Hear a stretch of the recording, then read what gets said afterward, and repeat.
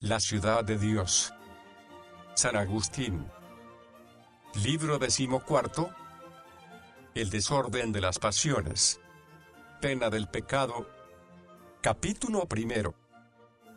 Por la desobediencia del primer hombre, todos caerían en la eternidad de la segunda muerte, si la gracia de Dios no librase a muchos, dijimos ya en los libros precedentes, como Dios, para unir en sociedad a los hombres, no solo con la semejanza de la naturaleza, sino también para estrecharlos en una nueva unión y concordia con el vínculo de la paz por medio de cierto parentesco, quiso criarlos y propagarlos de un solo hombre, y como ningún individuo del linaje humano muriera si los dos primeros, creados por Dios, el uno de la nada y el otro del primero, no lo merecieran por su desobediencia, los cuales cometieron un pecado tan enorme, que con él se empeoró la humana naturaleza, trascendiendo hasta sus más remotos descendientes la dura pena del pecado y la necesidad irreparable de la muerte, la cual, con su despótico dominio, de tal suerte se apoderó de los corazones humanos, que el justo y con digno rigor de la pena llevara a todos como despeñados a la muerte segunda,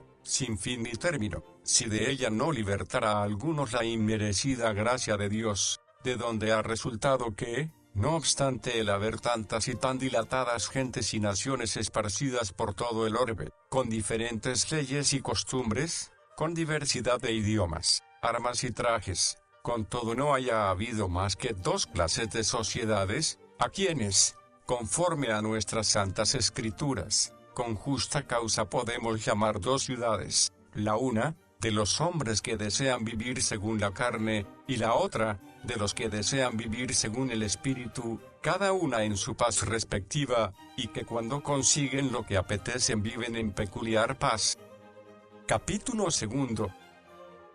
El vivir según la carne se debe entender no solo de los vicios del cuerpo, sino también de los del alma. Conviene, pues, examinar en primer lugar qué es vivir según la carne y qué según el Espíritu, porque cualquiera que por vez primera oyese estas proposiciones, desconociendo no penetrando cómo se expresa la Sagrada Escritura, podría imaginar que los filósofos epicúreos son los que viven según la carne, dado que colocan el sumo bien y la bienaventuranza humana en la fruición del deleite corporal, así como todos aquellos que en cierto modo han opinado que el bien corporal es el sumo bien del hombre, como el alucinado vulgo de los filósofos que, sin seguir doctrina alguna, o sin filosofar de esta manera, estando inclinados a la sensualidad, no saben gustar sino de los deleites que reciben por los sentidos corporales, y que los estoicos, que colocan el sumo bien en el alma, son los que viven según el Espíritu, puesto que el alma humana no es otra cosa que un espíritu.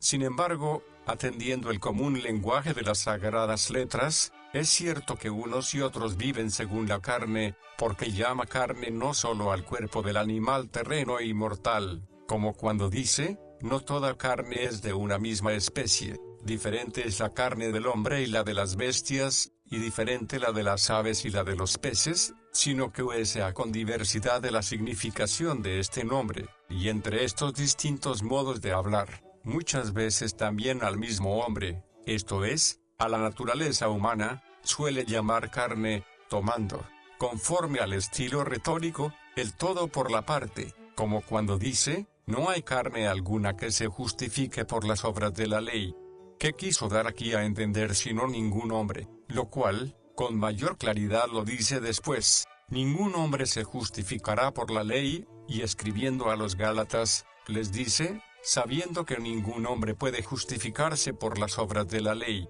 Conforme a esta doctrina se entiende aquella expresión del sagrado cronista, el Verbo eterno se hizo carne, esto es, hombre, la cual, como no la comprendieron bien algunos, imaginaron que Jesucristo no tuvo alma humana, porque así como el todo se toma por la parte en el sagrado Evangelio, cuando dice la Magdalena, han llevado de aquí a mi Señor, y no sé dónde le han puesto, hablando solamente de la carne de Jesucristo, la que, después de sepultada, pensaba la habían sacado de la sepultura. Así también por la parte se entiende el todo, y diciendo la carne se entiende el hombre, como en los lugares que arriba hemos alegado. de modo que dando la Sagrada Escritura a la carne diversas significaciones, las cuales sería largo buscar y referir, para que podamos deducir qué cosa sea vivir según la carne, lo cual, sin duda, es malo. Aunque no sea mala la misma naturaleza de la carne, examinemos con particular cuidado aquel lugar de la epístola de San Pablo a los Gálatas. Las obras de la carne son bien notorias y conocidas, como son los adulterios, fornicaciones, inmundicias, lujurias, idolatrías, hechicerías, enemistades, contiendas, celos, iras, disensiones, herejías, envidias, embriagueces, glotonerías y otros vicios semejantes, sobre los cuales os advierto, como ya os tengo dicho, que los que cometen semejantes maldades no conseguirán el reino de los cielos. Todo este lugar del apóstol, considerado con la madurez y atención correspondiente para el negocio presente, podrá resolvernos esta cuestión, ¿qué es el vivir según la carne? Porque entre las obras de la carne que dijo eran notorias, y refiriéndolas, las condenó. No solo hallamos las que pertenecen al deleite de la carne, como son las fornicaciones, inmundicias, disoluciones, embriagueces y glotonerías, sino también aquellas con que se manifiestan los vicios del ánimo, que son ajenos al deleite carnal, porque, ¿quién hay que ignore que la idolatría, las hechicerías, las enemistades, rivalidades, celos, iras, disensiones, herejías y envidias, son vicios del espíritu más que de la carne, puesto que puede suceder que por la idolatría o por error de alguna secta se abstenga uno de los deleites carnales? Sin embargo, aún entonces se comprende, por el testimonio del apóstol, que vive el hombre según la carne, aunque parezca que modera y refrena los apetitos de la carne. ¿Quién no tiene la enemistad en el alma? ¿Quién de su enemigo o de quien piensa que es su enemigo dice, mala carne, sino más bien, mal ánimo tienes contra mí? Finalmente, así como al oír carnalidades nadie dudaría atribuirlas a la carne, así, al oír animosidades, las atribuirá al espíritu. ¿Por qué? Pues, a estas cosas y a otras tales el doctor de las gentes en la fe y la verdad las llama obras de la carne, sino porque, conforme al modo de hablar con que se significa el todo por la parte, quiere que por la carne entendamos el mismo hombre. Capítulo 3. La causa del pecado provino del alma y no de la carne, y la corrupción que heredamos del pecado no es pecado, sino pena. Si alguno dijere que en la mala vida la carne es la causa de todos los vicios, porque así vive el alma que está pegada a la carne, sin duda que no advierte bien ni pone los ojos en toda la naturaleza humana, porque aunque es indudable que el cuerpo corruptible agrava y deprime el alma, el mismo apóstol, tratando de este cuerpo corruptible, había dicho, aunque este nuestro hombre exterior se corrompa, sin embargo añade, sabemos que si esta nuestra morada terrena en que vivimos se deshiciese, tenemos por la merced de Dios otra no temporal ni hecha por mano de artífice, sino eterna en los cielos. Esta es por la que también suspiramos, deseando vernos y abrigarnos en aquella nuestra mansión celestial, esto es, deseando vestirnos de la inmortalidad e incorruptibilidad, lo cual conseguiremos si no nos halláremos desnudos, sino vestidos de Cristo. Porque entre tanto que vivimos en esta morada suspiramos con el peso de la carne, pues no gustaríamos despojarnos del cuerpo, sino vestirnos sobre él de aquella gloria celestial, de manera que la vida eterna embebiese y consumiese, no el cuerpo, sino la corrupción y mortalidad. Así pues, nos agrava y oprime el cuerpo corruptible, pero sabiendo que la causa de este pesar no es la naturaleza o la substancia del cuerpo, sino su corrupción, no querríamos despojarnos del cuerpo, sino llegar con él a la inmortalidad, y aunque entonces será también cuerpo, como no ha de ser corruptible, no agravará. Por eso ahora agrava y oprime el alma el cuerpo corruptible, y esta morada nuestra de tierra no deja alentar al espíritu con el peso de tantos pensamientos y cuidados. Los que creen, pues, que todas las molestias, afanes y males del alma le han sucedido y provenido del cuerpo,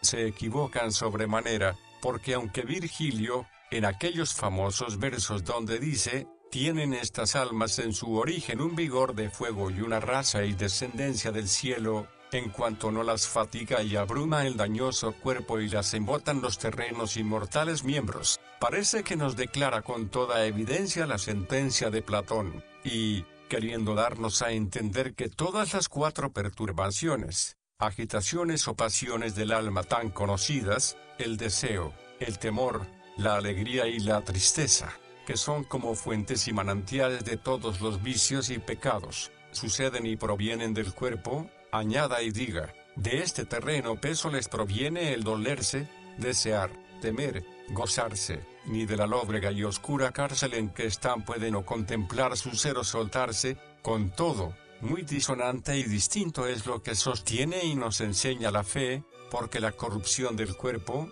que es la que agrava el alma, no es causa, sino pena del primer pecado, y no fue la carne corruptible la que hizo pecadora al alma, sino, al contrario, el alma pecadora hizo a la carne que fuese corruptible, y aunque de la corrupción de la carne proceden algunos estímulos de los vicios y los mismos apetitos viciosos, sin embargo, no todos los vicios de nuestra mala vida deben atribuirse a la carne para no eximir de todos ellos al demonio, que no está vestido de carne mortal, pues aunque no podamos llamar con verdad al príncipe de las tinieblas fornicador borracho u otro dicterio semejante alusivo al deleite carnal, aunque sea secreto instigador y autor de semejantes pecados, con todo, es sobremanera soberbio y envidioso, el cual vicio de tal modo se apoderó de su vano espíritu, que por él se halla condenado al eterno tormento en los lóbregos calabozos de este aire tenebroso, y estos vicios, que son los principales que tiene el demonio, los atribuye el apóstol a la carne, de la cual es cierto que no participa el demonio, porque dice que las enemistades, contiendas, celos, iras y envidias son obras de la carne, de todos los cuales vicios la fuente y cabeza es la soberbia, que, sin carne, reina en el demonio. ¿Qué enemigo tienen mayor que él los santos? ¿Quién hay contra ellos más solícito, más animoso, más contrario y envidioso? Y teniendo todas estas deformes cualidades sin estar vestido de la carne, ¿cómo pueden ser obras de la carne sino porque son obras del hombre, a quien, como dije, llama carne? Pues no por tener carne, que no tiene el demonio, sino por vivir conforme a sí propio, esto es, según el hombre, se hizo el hombre semejante al demonio, el cual también quiso vivir conforme a sí propio cuando no perseveró en la verdad para hablar mentira, movido, no de Dios, sino de sí propio, que no solo es mentiroso, sino padre de la mentira. Él fue el primero que mintió, por él principió el pecado y por él tuvo su origen la mentira. Capítulo 4.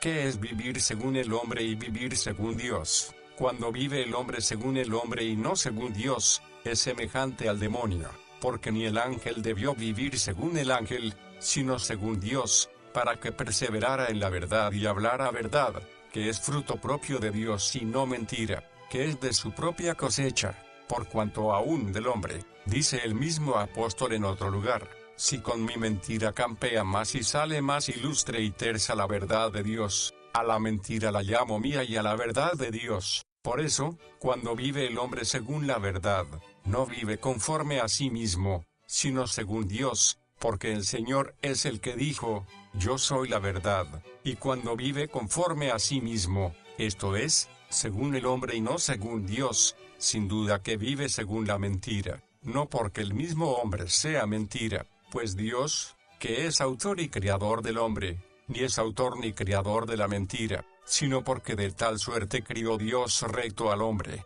que viviese no conforme a sí mismo, sino conforme al que le crió, esto es, para que hiciese no su voluntad, sino la de su Criador, que él no viviera en el mismo estado en que fue criado para que viviese la mentira, porque quiere ser bienaventurado aún no viviendo de modo que lo pueda ser, y qué cosa hay más falsa y mentirosa que esta voluntad. Así, pues, no fuera de propósito puede decirse que todo pecado es mentira, porque no se forma el pecado sino con aquella voluntad con que queremos que nos suceda bien o con que no queremos que nos suceda mal. Luego mentira es lo que, haciéndose para que nos vaya mejor, por ellos nos va peor. ¿Y de dónde proviene esto sino de que solo le puede venir el bien al hombre de Dios, a quien, pecando, desampara, y no de sí mismo, a quien siguiendo peca? Así como insinuamos que de aquí procedieron dos ciudades entre sí diferentes y contrarias, porque los unos vivían según la carne y los otros según el Espíritu.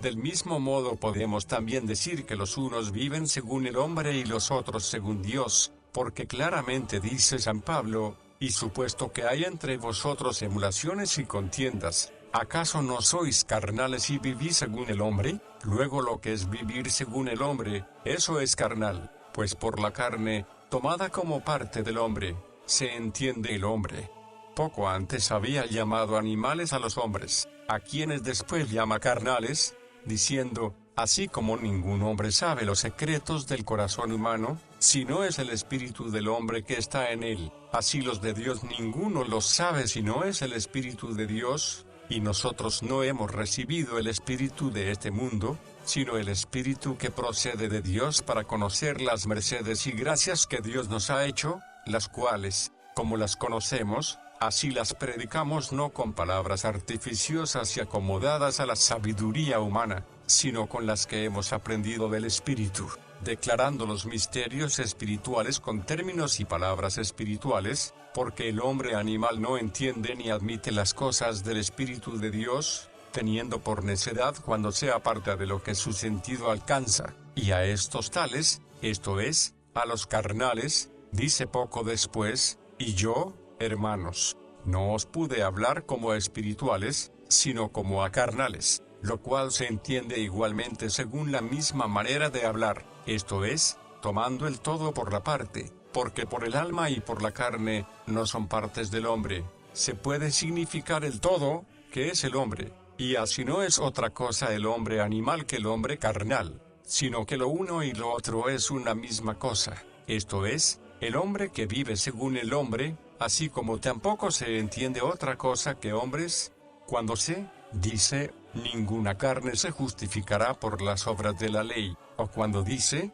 75 almas bajaron con Jacob a Egipto, porque en estos lugares por ninguna carne se entiende ningún hombre, y por 75 almas se entienden 75 hombres. Lo que dijo, no con palabras artificiosamente compuestas y acomodadas a la humana sabiduría, pudo decirse también a la carnal sabiduría, así como lo que dijo: vivís según el hombre, pudo decirse según la carne, y más se declaró esto cuando añadió: porque diciendo unos: yo soy de Pablo, y otros: yo soy de Apolo, ¿acaso no manifestáis que sois hombres? Lo que antes dijo: sois animales y sois carnales, más clara y expresamente lo dice aquí: sois hombres, es decir, vivís según el hombre y no según Dios, que si según él vivieseis, seríais dioses.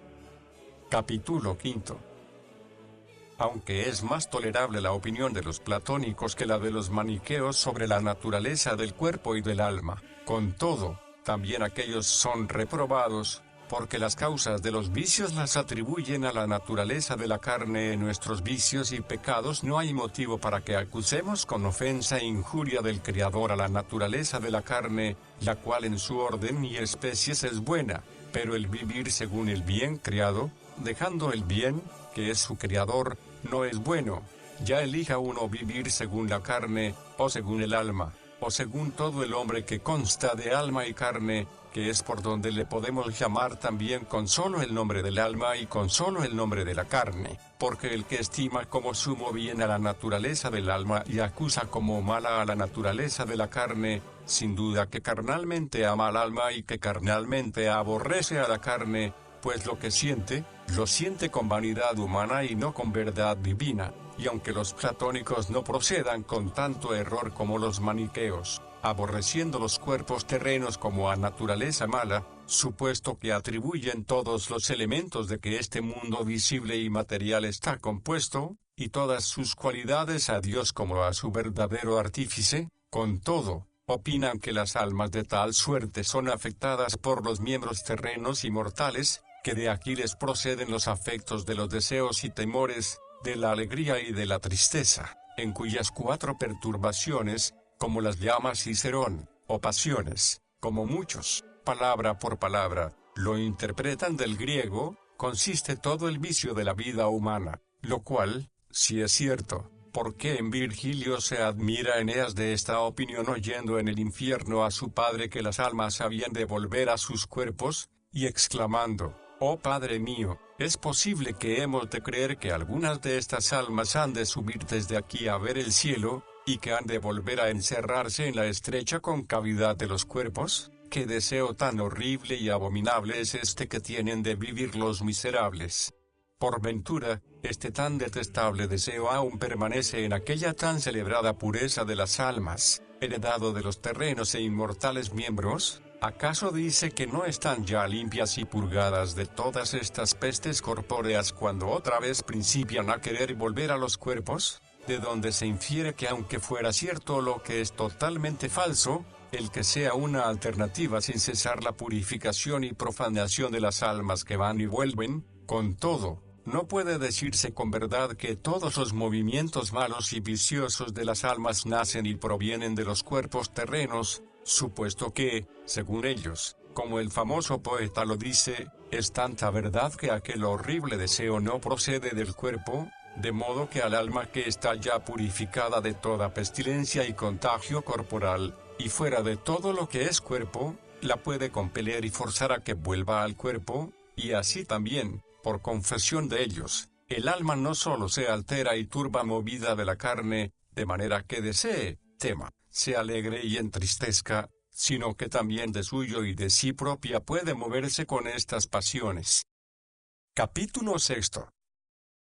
De la naturaleza de la voluntad humana, según la cual las pasiones del alma vienen a ser o malas o buenas, lo que importa es que tal sea la voluntad del hombre, porque si es mala, estos movimientos serán malos, y si es buena, no solo serán inculpables, sino dignos de elogio, puesto que en todos ellos hay voluntad, o, por mejor decir, todos ellos no son otra cosa que voluntades, porque, ¿qué otra cosa es el deseo y alegría sino una voluntad conforme con las cosas que queremos? ¿Y qué es el miedo y la tristeza sino una voluntad disconforme a las cosas que no queremos? Pero, cuando nos conformamos deseando las cosas que queremos, se llama deseo, y cuando nos conformamos gozando de los objetos, que nos son más agradables y apetecibles, se llama alegría, y asimismo cuando nos es menos conforme y huimos de lo que no queremos que nos acontezca, tal voluntad se llama miedo,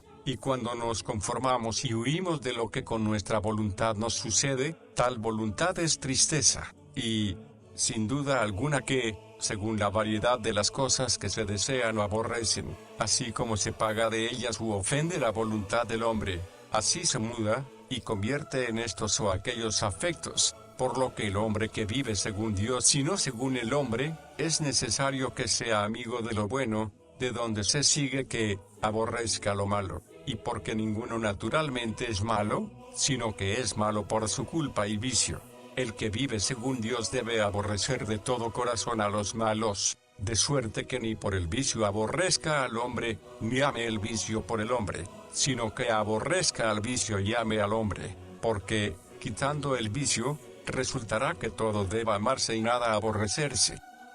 Capítulo 7. Que el amor y dilección indiferentemente se huesa en la Sagrada Escritura en bueno y mal sentido, porque todo el que quiere amar a Dios, y no según el hombre, sino según Dios, amar al prójimo como a sí mismo, sin duda por este amor se llama de buena voluntad, la cual en la Escritura suele llamarse ordinariamente caridad, aunque también se la denomina amor, porque hasta el apóstol dice que debe ser amador o amigo de lo bueno aquel que él manda elegir para gobernar el pueblo, y el mismo Señor, preguntando y diciendo al apóstol San Pedro, ¿me quieres más que a estos? Respondió, Señor, tú sabes que te amo. En otra ocasión le preguntó no si le amaba, sino si le quería Pedro, quien respondió otra vez, Señor, tú sabes lo que te amo. Pero en la tercera pregunta tampoco dice el Salvador, ¿me quieres?, sino, ¿me amas? Donde, prosiguiendo el evangelista, dice que se entristeció Pedro porque tercera vez le preguntó si le amaba, habiendo dicho el Señor, no 3 veces, sino una, ¿me amas? y 2 veces, ¿me quieres? Se da a entender claramente que cuando asimismo decía el Señor, ¿me quieres?, no decía otra cosa que, ¿me amas? Pero San Pedro no mudó la palabra de su interior sentimiento, que era una misma, sino que tercera vez respondió, Señor, tú lo sabes todo, tú sabes que te amo. He dicho esto porque algunos piensan que una cosa es la dilección o caridad, y otra el amor, pues dicen que la dilección debe tomarse en buen sentido y el amor en malo. Sin embargo, es innegable que ni los autores profanos han usado de esta distinción, y, así, adviertan los filósofos si ponen diferencia en esta expresión, o como la ponen, en atención a que sus libros con bastante claridad nos insinúan cómo estiman y aprecian el amor en buena parte, y para con el mismo Dios. Sin embargo, fue necesario manifestar cómo las escrituras de nuestra santa religión, cuya autoridad anteponemos a otra cualquiera literatura o ciencia, no constituyen diferencia entre el amor y la dilección o caridad, porque ya hemos demostrado cómo también el amor se dice en buen sentido, mas porque ninguno imagine que el amor se dice en buena y en mala parte, y que la dilección no, sino en buena. Advierta lo que dice el real profeta, quien pone su dilección o cariño en la iniquidad, aborrece a su alma. Y el apóstol San Juan, si alguno pusiere su corazón y dilección en el mundo, en este tal no hay dilección y caridad de Dios. Y ved aquí en un mismo lugar la dilección en bueno y en mal sentido, que el amor se tome en malo, porque en bueno ya lo hemos demostrado. Lean lo que dice la Sagrada Escritura, serán entonces los hombres amigos y apasionados de sí mismos y amadores del dinero. De modo que la voluntad recta es buen amor, y la voluntad perversa mal amor. El amor, pues, que desea tener lo que ama, es codicia, y el que lo tiene ya y goza de ello, alegría. El amor que huye de lo que le es contrario, es temor, y si lo que le es contrario le sucede, sintiéndolo, es tristeza. Y así, estas cualidades son malas si el amor es malo, y buenas si es bueno. Pero probemos, y comprobémoslo con las sagradas letras. El apóstol dice, desea morir y hallarse con Cristo, y más acomodadamente, deseó mi alma grandemente en todo tiempo, aficionarse a tus preceptos y mandamientos, y el amor de la sabiduría nos conduce al reino eterno. Pero comúnmente hemos convenido en que al decir codicia o concupiscencia, si no añadimos de qué es la codicia o la concupiscencia, no se pueda tomar sino en mala parte. La alegría en el Salmo se toma en buena parte, alegraos en el Señor y regocijaos los justos, diste alegría a mi corazón, y me llenarás de alegría con tu presencia. El temor se toma en buen sentido en el apóstol, donde dice, entended a lo que toca a vuestra salvación con temor y temblor, y no te engrías y ensoberbezcas, sino teme, y temo no suceda que, como la serpiente con su astucia embaucó y engañó a Eva, así se profanen vuestras potencias interiores y se desvíen de la castidad y pureza que se debe a Cristo. Pero acerca de la tristeza, a la que llama Cicerón aegritudo, y Virgilio dolor, donde dice dolent, gaudent, que, duélense, y se alegran. Sin embargo, yo tuve por más conveniente llamarla tristeza, porque la aegritud o el dolor más ordinariamente se dice de los cuerpos, es más dificultosa la duda sobre si puede entenderse en buen sentido. Capítulo 8. De las 3 perturbaciones o pasiones que quieren los estoicos que se hallen en el ánimo del sabio, excepto el dolor o la tristeza, lo cual no debe admitir o sentir la virtud del ánimo de las que los griegos llaman eupatías, y nosotros podemos decir pasiones buenas, y Cicerón en el idioma latino llamó constancias. Los estoicos no quisieron que hubiese en el ánimo del sabio más que 3 en lugar de 3 pasiones, por el deseo, voluntad, por la alegría, gozo, por el temor, cautela, pero en lugar del dolor, a que nosotros, por huir de la ambigüedad, quisimos llamar tristeza. Dicen que no puede haber objeto alguno en el ánimo del sabio, porque la voluntad apetece y desea lo bueno, lo que hace el sabio. El gozo es del bien conseguido, lo cual donde quiera alcanza el sabio. La cautela evitar el mal, lo que debe obviar el sabio, pero la tristeza, porque es del mal que ya sucedió,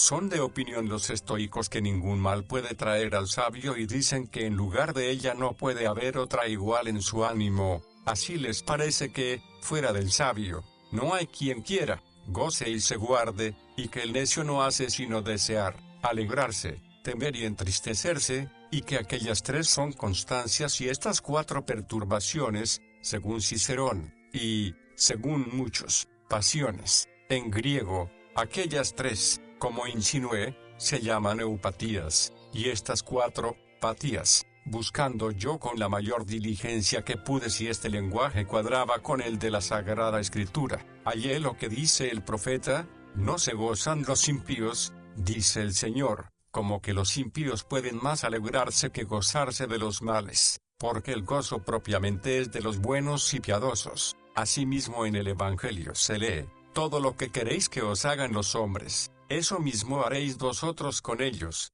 Y parece que lo dice porque ninguno puede querer algún objeto malo torpemente, sino desearlo. Finalmente, algunos intérpretes por el estilo común de hablar añadieron todo lo bueno, y así interpretaron: todo el bien que queréis que os hagan a vosotros los hombres, porque les pareció que era necesario excusar que ninguno quiera que los hombres le hagan acciones inhonestas e indebidas, y por callar las torpes, a lo menos los banquetes excesivos y superfluos, en los cuales, haciendo el hombre lo mismo, le parezca que cumplirá con este precepto. Pero en el Evangelio citado en idioma griego, de donde se tradujo al latino, no se lee lo bueno, sino: todo lo que queréis que hagan con vosotros los hombres, eso mismo haréis vosotros con ellos. Imagino que lo dice así, porque cuando dijo queréis, ya quiso entender lo bueno, porque no dice cupitis, lo que deseáis. Sin embargo, no siempre debemos estrechar nuestro lenguaje con estas propiedades, aunque algunas veces debemos usar de ellas, y cuando las leemos en aquellos de cuya autoridad no es lícito desviarnos, entonces se deben entender. Cuando el buen sentido no pueda hallar otro significado, como son las autoridades que hemos alegado, así de los profetas como del Evangelio, porque ¿quién ignora que los impíos se regocijan y alegran? Sin embargo, dice el Señor que no se gozan los impíos. ¿Y por qué? Sino porque cuando este verbo gaudere, o gozarse, se pone propiamente y en su peculiar sentido significa otra cosa. Asimismo, ¿quién puede negar que está bien mandado que lo que deseamos que otros hagan con nosotros, eso mismo hagamos nosotros con ellos, para que no nos demos unos a otros deleites y gustos torpes? Y, con todo, es precepto muy saludable y verdadero: todo lo que queréis que hagan los hombres con vosotros, eso mismo haréis vosotros con ellos. Y esto, ¿por qué? Sino porque en este lugar la voluntad se usa en sentido propio, sin que se pueda tomar en mala parte, pero, no diríamos en el lenguaje más común que usamos: no queráis mentir toda mentira, si no hubiese también voluntad mala, de cuya malicia se diferencia aquella voluntad que nos anunciaron y predicaron los ángeles, diciendo: paz en la tierra a los hombres de buena voluntad, porque inútilmente se dice de buena, si no puede ser sino buena. Y qué alabanza hubiera hecho el apóstol de la caridad, al decir: no se alegra del pecado sino se alegra con él la malicia, pues hasta en los autores profanos se halla esta diferencia de palabras, porque Cicerón, famoso orador, dijo: deseo, padres conscritos, ser clemente, habiendo puesto este verbo cupio en bien. ¿Quién hay tan poco erudito que no piensa que mejor debía decir volo que cupio? Y en Terencio, un joven libertino llevado de su deshonesto apetito, dice: nada quiero sino a Filomena, y que esta voluntad era deshonesta. Bastantemente lo manifiesta la respuesta que allí da un criado anciano, porque dice a su amo: cuánto mejor te fuera a buscar un medio para desechar ese temor de tu corazón, que hablar expresiones con que en vano vayas encendiendo más y más el voraz fuego de tu apetito. Y que lo que es gaudium, o gozo, lo hayan también descrito en mal sentido, lo manifiesta aquel verso de Virgilio, donde con suma brevedad compendió estas cuatro perturbaciones. De este terreno peso les proviene dolerse, desear, temer, gozar.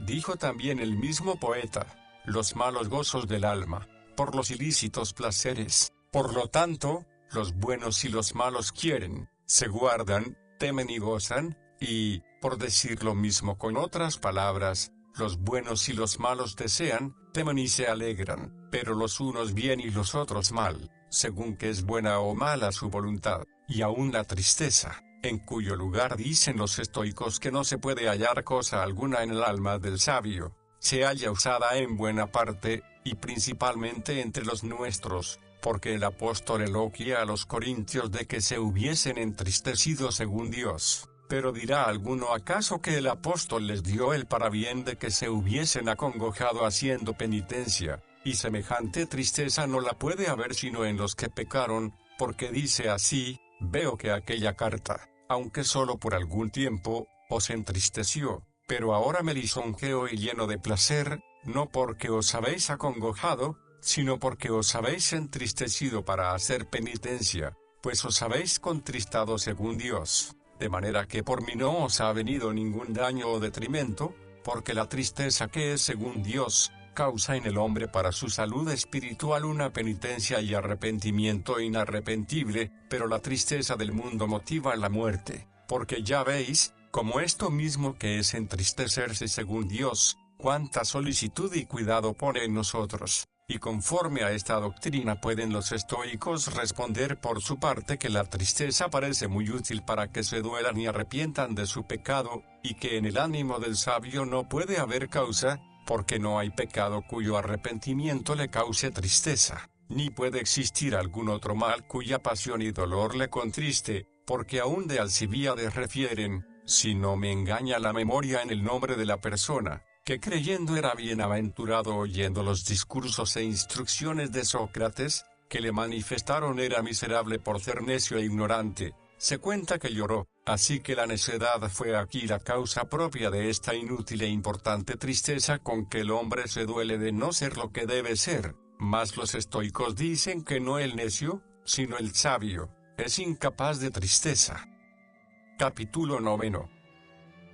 De las perturbaciones del ánimo, cuyas afecciones son rectas en el de los justos, pero a estos filósofos, respecto a la cuestión sobre las perturbaciones del ánimo, ya les respondimos cumplidamente en el libro 9 de esta obra, manifestando cómo ellos disputaban, no tanto sobre las cosas como sobre las palabras, mostrándose más aficionados a disputar y porfiar ridículamente que a investigar la raíz de la verdad, pero entre nosotros, conforme a lo que dicta la Sagrada Escritura y la doctrina sana, los ciudadanos de la ciudad santa de Dios, que en la peregrinación de la vida mortal viven según Dios, estos, digo, temen, desean, se duelen y alegran, y por cuanto su amor o voluntad es recta e irreprensible, todas estas afecciones las poseen también rectas, temen el castigo eterno, duélense verdaderamente por lo que sufren, porque ellos aquí entre sí mismos gimen y suspiran,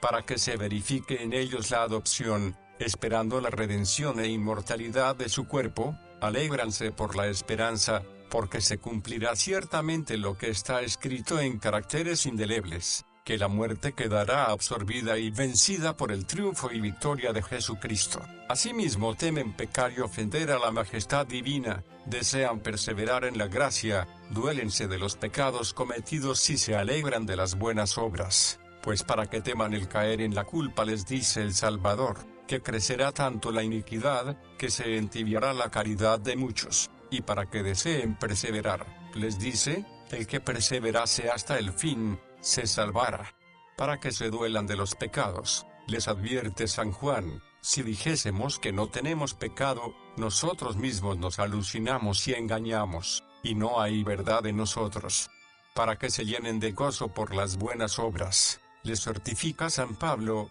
que ama a Dios al que da lo que da con alegría y de buena voluntad, y asimismo, según son débiles o fuertes, temen o apetecen las tentaciones, porque, para temerías, oyen, si alguno dice el apóstol cayere en algún crimen, vosotros, los que sois más espirituales, mirad por él, procurando levantarle con espíritu de mansedumbre, considerando cada uno en sí mismo que puede también precipitarse en el abismo del pecado, y para desearías, oyen que dice un varón fuerte de la ciudad de Dios, esto es, el real profeta David, pruébame, Señor, y tiéntame, abrasa y consume mis entrañas y mi corazón, para que se duelan en ellas advierten como llora amargamente San Pedro, para que se alegren de ellas, escuchan, como dice Santiago, estimad por sumo contento cuando os vieseis afligidos de varias tentaciones, y no solo por sí propios se mueven con estos afectos, sino también por las personas que desean eficazmente se salven y temen se pierdan, sienten entrañablemente si se pierden y se alegran sobremanera si se salvan, porque tienen puestos los ojos en aquel santo y fuerte varón que se gloria en sus dolores y aflicciones, para citar nosotros que hemos venido a la iglesia de Jesucristo de en medio de los gentiles a aquel que es doctor de las gentes en la fe y la verdad, que trabajó más que todos sus compañeros los apóstoles y con más epístolas instruyó al pueblo de Dios, no solo a los que tenía presentes, sino también a los que preveía que habían de venir, porque tenían, digo, puestos los ojos en aquel San Pablo, campeón y atleta de Jesucristo, enseñado e instruido por el mismo Salvador, ungido por él, crucificado con él, glorioso y triunfante en él, a quien en el teatro de este mundo, donde vino a ser espectáculo de los ángeles y de los hombres, miramos con satisfacción y con los ojos de la fe, luchando el gran combate,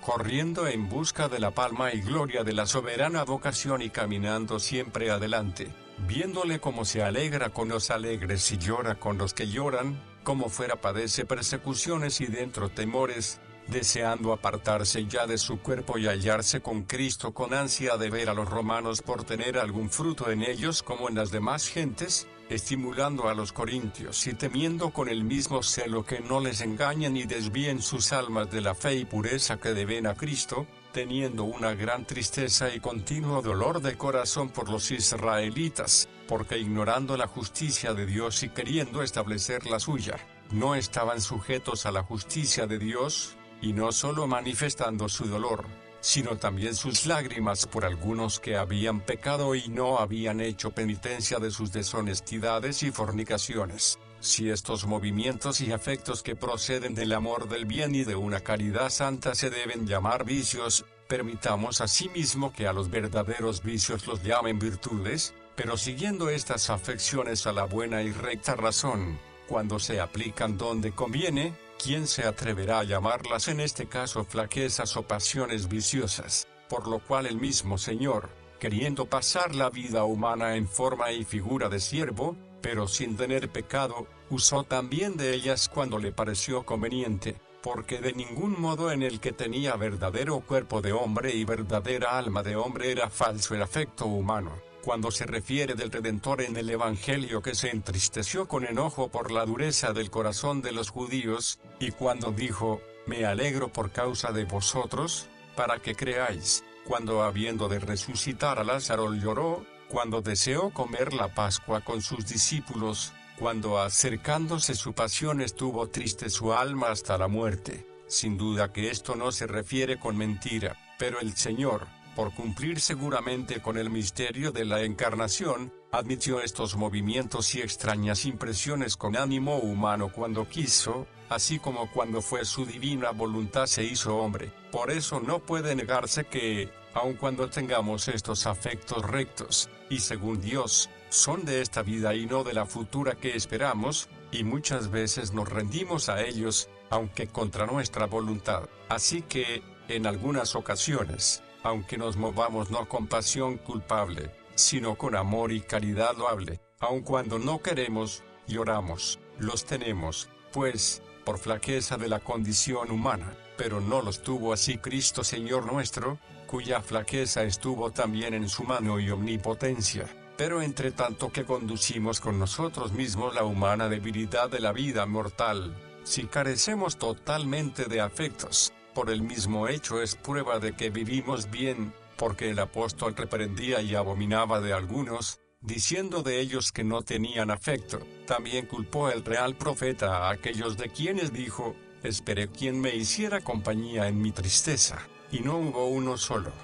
Porque no dolerse del todo mientras vivimos en la mortal miseria, como lo manifestó también uno de los filósofos de este siglo, no puede acontecer sino que el ánimo esté dominado de fiera crueldad y el cuerpo de insensibilidad. Por lo cual, aquella que en griego se llama apatía, y si pudiese ser en latín se diría impasibilidad, porque sucede en el ánimo y no en el cuerpo, si la hemos de entender por vivir sin los afectos y pasiones que se rebelan contra la razón y perturban el alma, sin duda que es buena y que principalmente debe desearse, pero tampoco se halla esta en la vida actual, porque no son de cualesquiera, sino de los muy piadosos, justos y santos. Aquellas palabras, si dijéremos que no tenemos pecado, a nosotros mismos nos engañamos, y no se halla verdad en nosotros. Habrá, por consiguiente, apatía o impasibilidad cuando no haya pecado en el hombre, pero al presente bastante bien sé. Vive si se vive sin pecado que sea grave, y el que piensa que vive sin pecado, lo que consigue es no carecer de pecado, sino más bien no alcanzar perdón, y si ha de decirse apatía o impasibilidad cuando totalmente en el ánimo no puede haber algún afecto, ¿quién no dirá que esta insensibilidad es peor que todos los vicios? Por eso, sin que sea absurdo, puede decirse que en la perfecta bienaventuranza no ha de haber estímulo o vestigio de temor o de tristeza, pero que no haya de haber en la celestial patria amor y alegría. ¿Quién lo puede decir sino el que estuviere del todo ajeno de la verdad? Mas si es apatía o impasibilidad no tener miedo alguno que nos espante, ni dolor que nos aflija, la debemos huir en esta vida, si queremos vivir rectamente, esto es, según Dios, y solo en la bienaventurada la podemos esperar, porque el temor de quien dice el apóstol San Juan, en la caridad no hay temor, antes la caridad perfecta echa fuera el temor, porque va acompañado de pena y de tristeza, y el que teme no ha llegado a la perfección de la caridad, no es ciertamente de la calidad de aquel con que temía el apóstol San Pablo que los corintios fuesen seducidos y engañados con alguna infernal astucia, porque este temor no solo le hay en la caridad, sino que solo le hay en la caridad. El temor que no se halla en la caridad es aquel del que dijo el mismo apóstol San Pablo, no habéis vuelto a recibir espíritu de servidumbre y temor. El temor casto y santo que permanece en los siglos de los siglos, si es que ha de existir también en el otro siglo, porque ¿cómo puede entenderse de otra manera que permanece en los siglos de los siglos? No es temor que nos refrena y aparta del mal que puede acontecer, sino que persevera en el bien que no puede perderse, porque donde hay amor inmutable del bien conseguido, sin duda, si puede decirse así, seguro está el temor de que ha de guardarse del mal. Con el nombre de temor casto se nos significa aquella voluntad con que será necesario que no queramos ya pecar, y que nos guardemos de pecado, no porque temamos que nuestra flaqueza nos induzca al pecado, sino por la tranquilidad con que la caridad evitará el pecado, y no ha de haber temor de ninguna especie en aquella cierta seguridad de los perpetuos y bienaventurados gozos y alegrías. Así se dijo, el temor casto y santo que permanece perdurable en los siglos de los siglos. Como se dijo, la paciencia de los pobres no perecerá eternamente, porque la paciencia no ha de ser eterna, supuesto que no es necesaria sino donde se hayan de padecer trabajos, mientras que será eterna la felicidad a donde se llega por la tolerancia. Por eso se dijo que el temor santo permanece y dura por los siglos de los siglos, porque permanecerá aquella donde nos conduce el mismo temor, y siendo esto cierto, ya que hemos de vivir una vida recta e irreprensible para llegar con ella a la bienaventuranza, todos estos afectos sostiene rectos la vida justificada, y la perversa, perversos. La vida bienaventurada y la que será eterna tendrá amor y gozo no solo recto, sino también cierto, y no tendrá temor ni dolor, por donde se deja entender y se nos descubre con toda evidencia cuáles deben ser en esta peregrinación los ciudadanos de la ciudad de Dios, que viven según el Espíritu y no según la carne, esto es, según Dios y no según el hombre, y cuáles serán en aquella inmortalidad a donde caminan, porque la ciudad, esto es, la sociedad de los impíos que viven según el hombre y no según Dios, y que en el mismo culto falso y en el desprecio del verdadero Dios siguen las doctrinas de los hombres o de los demonios, padece los combates de estos perversos afectos como malignas enfermedades y turbaciones del ánimo, y si hay algunos ciudadanos en ella que parece templan y moderan semejantes movimientos, la arrogante impiedad los ensoberbece de manera que por lo mismo es en ellos mayor la vanidad, cuanto son menores los dolores, y si algunos, con una vanidad tanto más intensa cuanto más rara, han pretendido y deseado que ningún afecto los levante ni engrandezca, y que ninguno los abata y humille, más bien con esto han venido a perder toda humanidad que llegado a conseguir la verdadera tranquilidad, pues no porque alguna materia esté dura, está recta, o lo que está insensible está sano. Capítulo 10. Si es creíble que los primeros hombres en el paraíso, antes que pecaran, no sintieron pasión o perturbación alguna, muy a propósito se pregunta si el primer hombre o las primeras personas, porque entre dos fue la unión del matrimonio, tenían estos afectos y pasiones en el cuerpo animal antes del pecado, cuales no los hemos de tener en el cuerpo espiritual después de purificado y consumado todo pecado, que si los tenían, como eran tan bienaventurados en aquel famoso sitio de bienaventuranza, esto es, en el paraíso, y quien absolutamente se puede llamar bienaventurado que sienta temor o dolor, y de qué podían temerse o dolerse aquellos hombres colmados de tantos bienes, donde ni temían a la muerte, ni alguna mala disposición del cuerpo, ni les faltaba cosa que pudiese alcanzar la buena voluntad, ni tenían cosa que ofendiese a la carne o al espíritu del hombre en aquella dichosa vida.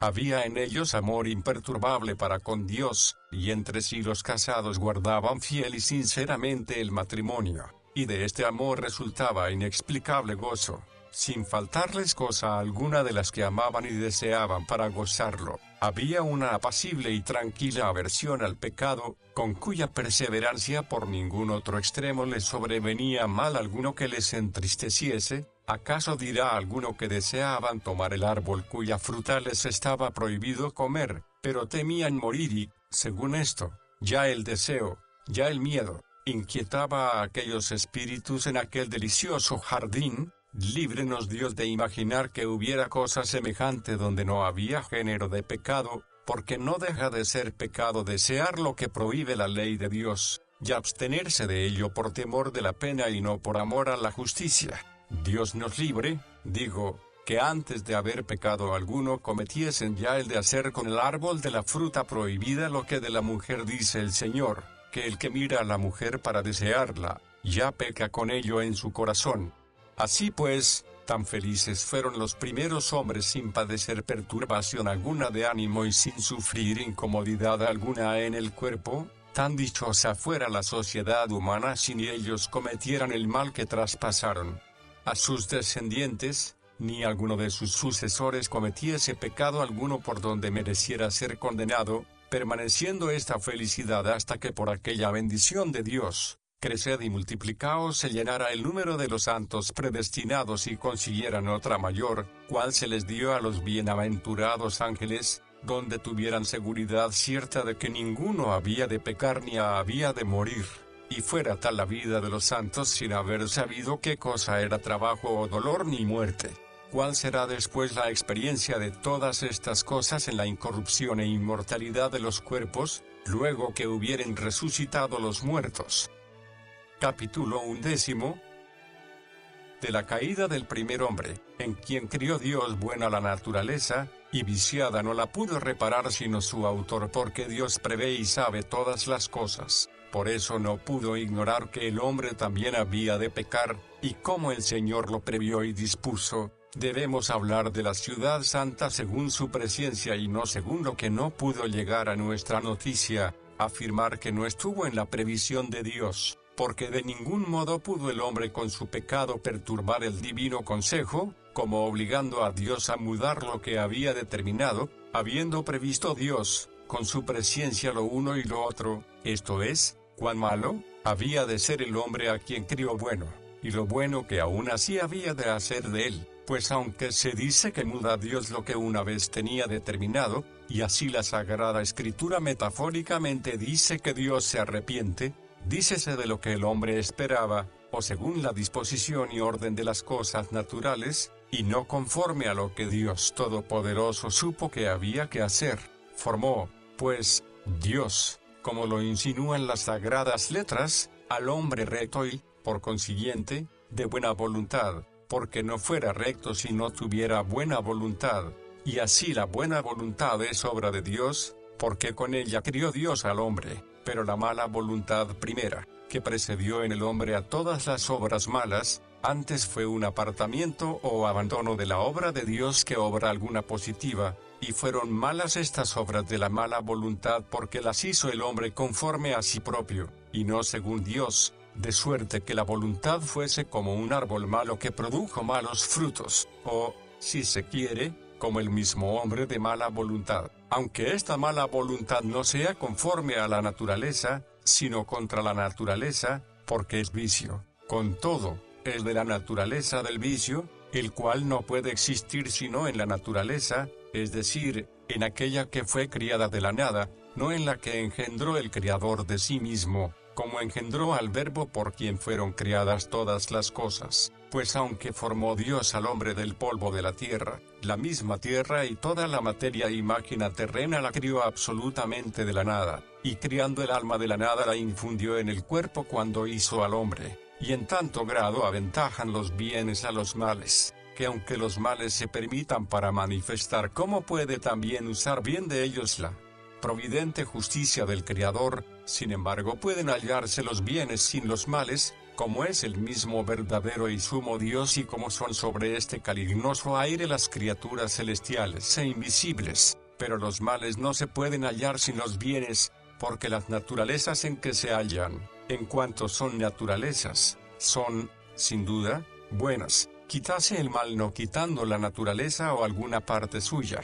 sino corrigiendo y sanando la viciada y depravada. El albedrío de la voluntad es verdaderamente libre cuando no sirve a los vicios y pecados. Tal nos le dio Dios, que en perdiéndole por nuestro propio pecado no le podemos volver a recobrar sino de mano del que nos le pudo dar. Y así dice la misma verdad: si os librare el Hijo, entonces seréis verdaderamente libres, que es lo mismo que si se dijera: si el Hijo de Dios os salvare, entonces seréis ciertamente salvos, porque es salvador por el mismo motivo que es libertador. Vivía, pues, el hombre según Dios en el paraíso corporal y espiritual, porque el paraíso no era corporal por los bienes del cuerpo ni espiritual por los del espíritu, sino espiritual para que se gozara por los sentidos interiores, y corporal para que se gozara por los exteriores. Era verdaderamente lo uno y lo otro por lo uno y por lo otro, hasta que aquel ángel soberbio y, por consiguiente, envidioso por su soberbia, convirtiéndose en Dios a sí propio, y con arrogancia casi tiránica, deseando más tener súbditos que serlo, cayó del paraíso espiritual, de cuya caída y la de sus compañeros, que de ángeles de Dios se hicieron ángeles suyos, bastantemente traté, según mi posibilidad, en los libros 11 y 12 de esta obra, y deseando con astucia apoderarse del hombre a quien, porque perseveraba en su estado, habiendo él caído del suyo, tenía envidia, escogió a la serpiente en el paraíso corporal, donde con aquellas dos personas, hombre y mujer, vivían también los demás animales terrestres sujetos y pacíficos sin hacer daño alguno, escogió, digo, a la serpiente, animal escurridizo que se mueve con torcidos rodeos, acomodado a su designio para poder hablar por ella, y habiéndola rendido por la presencia angélica y por la naturaleza más excelente con astucia espiritual y diabólica, y usando de ella como instrumento, cautelosamente comenzó a platicar con la mujer, empezando por la parte inferior de aquella humana compañía, para de lance en lance llegar al todo, juzgando que el varón no era tan crédulo y que no podía ser engañado sino cediendo y dejándose llevar del error del otro, así como Aarón no consintió con el engañado pueblo en la construcción del ídolo siendo él engañado, sino que cedió y se dejó llevar forzado, ni es creíble que Salomón con error pensase que tenía obligación de servir a los ídolos, sino que le compelieron a ejecutar semejantes sacrilegios los halagos y caricias de las mujeres. Así se debe creer que Adán creyó a su mujer, como cree uno a otro, el hombre a los hombres, el marido a su mujer, para quebrantar la ley de Dios, no engañado y persuadido de que le decía verdad, sino por condescendencia con ella, obedeciéndola por el amor que la tenía, porque no en vano dijo el apóstol, Adán no fue engañado, la mujer fue la engañada, porque ella tomó como verdadero lo que le dijo la serpiente, y él no quiso apartarse de su única consorte ni en la participación del pecado, mas no por eso fue menos reo y culpable, sino que, sabiéndolo y viéndolo, pecó, y así no dice el apóstol no pecó, sino no fue engañado, porque ya manifiesta seguramente que pecó cuando dice, por un hombre entró el pecado en el mundo, y poco después más claramente, a semejanza del pecado de Adán. Por engañados quiso, pues, se entendiesen aquellos que piensan que lo que hacen no es pecado, pero Adán lo supo, porque, de no saberlo, ¿cómo sería verdad que Adán no fue engañado? Aunque como no tenía experiencia del divino rigor y severidad, pudo engañarse en pensar y creer que el pecado era venial, y así por este camino, aunque no fue engañado en lo que la mujer lo fue, se engañó en cómo había de tomar y juzgar Dios la excusa que había de dar, diciendo, la mujer que me diste por compañera, ella me dio y comí. ¿Para qué, pues, nos cansamos y alargamos en esto? Verdad es que ambos no fueron engañados, pero ambos pecaron, y por ello quedaron presos y enredados en los lazos del demonio. Capítulo 12. De la calidad del primer pecado que cometió el hombre. Si alguno dudase por qué la naturaleza humana no se muda con los otros pecados como se mudó con el pecado de aquellos dos primeros hombres, quedando sujeta a la corrupción que vemos y sentimos, y por ella a la muerte, turbándose y padeciendo tanto número de afectos tan poderosos y entre sí tan contrarios, de todo lo cual no sintió ella nada en el paraíso antes del pecado, aunque estuviese en cuerpo animal. Si alguno dudase, repito, y viere en esto dificultad, no por eso debe pensar que fue ligera y pequeña aquella culpa porque se hizo en cosa de comida, que no era mala ni dañosa, sino en cuanto era prohibida, pues no criara Dios cosa mala ni la plantara en aquel lugar de tanta felicidad, sino que en el mandamiento les encargó y encomendó Dios la obediencia, virtud que en la criatura racional es en cierto modo madre y custodia de todas las virtudes, porque crió Dios a la criatura racional de manera que le es útil e importante el estar sujeta y muy pernicioso hacer su propia voluntad y no la del que la crió, así que este precepto y mandamiento de no comer de un solo género de comida donde había tanta abundancia de otras cosas, mandamiento tan fácil y ligero de guardar, tan breve y compendioso para tenerle en la memoria, principalmente cuando aún el apetito no contradecía a la voluntad, lo cual se siguió después en pena de la infracción del precepto, con tanta mayor injusticia se violó y quebrantó, con cuanta mayor facilidad y observancia se pudo guardar.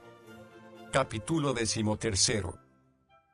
En el pecado de Adán, a la mala obra precedió la mala voluntad. Antes empezaron a ser malos en secreto que viniesen a caer en aquella manifiesta desobediencia, porque no llegaron a ejecutar aquel horrendo pecado si no precediera mala voluntad. Y el principio de la mala voluntad, ¿qué pudo ser sino la soberbia? Porque la cabeza y fuente de todos los pecados es la soberbia. ¿Y qué es la soberbia sino una ambición y apetito de perversa grandeza? Porque es maligna altanería querer el alma en algún modo hacerse y ser principio de sí misma, dejando el principio con quien debe estar unida. Esto sucede cuando uno se complace demasiado a sí mismo, y complácese a sí mismo de esta manera cuando declina y deja aquel bien inmutable que debió agradarle más que ella a sí misma. Esta declinación y defecto es espontáneo y voluntario, porque si la voluntad permaneciera estable en el amor del bien superior inmutable, que era el que la alumbraba para que viviese y la encendía para que amase,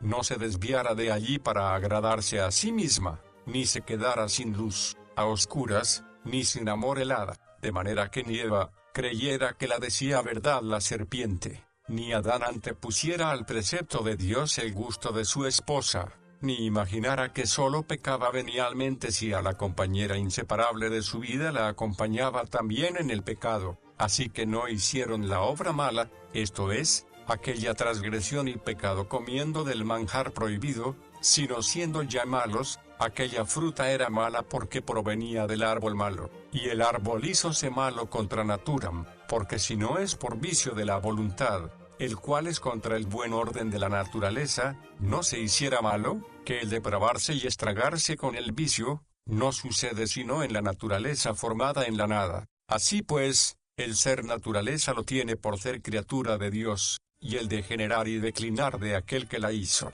porque fue hecha de la nada, pero tampoco de tal manera degeneró el hombre que del todo fuese nada, sino que, inclinándose a sí mismo, vino a ser menos de lo que era cuando estaba unido con aquel que es sumo en su esencia. Por esto, dejar a Dios y pretender ser en sí mismo, esto es, agradarse y complacerse de sí mismo, no es ser nada, sino acercarse a la nada, por lo cual la Sagrada Escritura llama por otro nombre a los soberbios, gente que se agrada y paga de sí, porque bueno es tener el corazón levantado elevado, pero no a sí propio, que es efecto de la soberbia, sino a Dios, que lo es de la obediencia, la cual no se halla sino en los humildes. Tiene la humildad cierta cualidad que con modo admirable levanta el corazón, y tiene cierto atributo la soberbia que deprime y abate el corazón, y aunque parece casi contradictorio que la soberbia esté debajo y la humildad encima,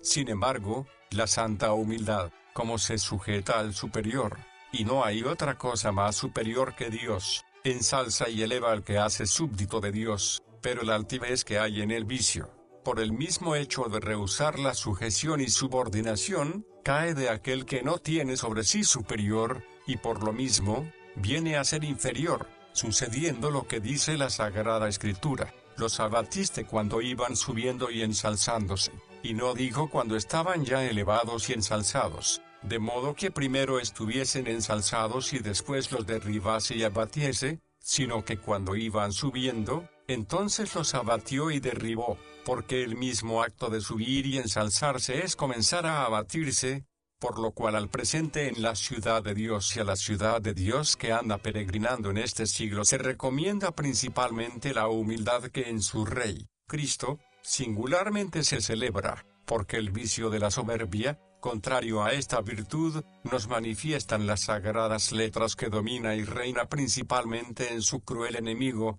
el demonio. Verdaderamente es esta una notable diferencia con que se distingue y conoce la una y la otra ciudad de que vamos hablando, es a saber, la compañía de los hombres santos y piadosos y la de los impíos y pecadores, cada una con los ángeles que la pertenecen, en quienes precedió por una parte el amor de Dios y por otra el amor de sí mismo, así que el demonio no sorprendiera al hombre en un pecado tan manifiesto, haciendo lo que Dios había prohibido se hiciese si no hubiera él empezado a agradarse y a complacerse de sí mismo, porque de aquí nació el complacerse en lo que le dijeron: seréis como dioses, lo cual pudieron ser mejor estando conformes y unidos con el sumo y verdadero principio por la obediencia, que no haciéndose ellos principio suyo por la soberbia, porque los dioses criados no son dioses por virtud propia, sino por participación del verdadero Dios. Cuando el hombre apetece más, es menos, y queriendo ser bastante para sí mismo declinó de aquel que era verdaderamente bastante para él el mal de agradarse a sí mismo y complacerse el hombre, como si él fuera la luz, apartándole de aquella luz que,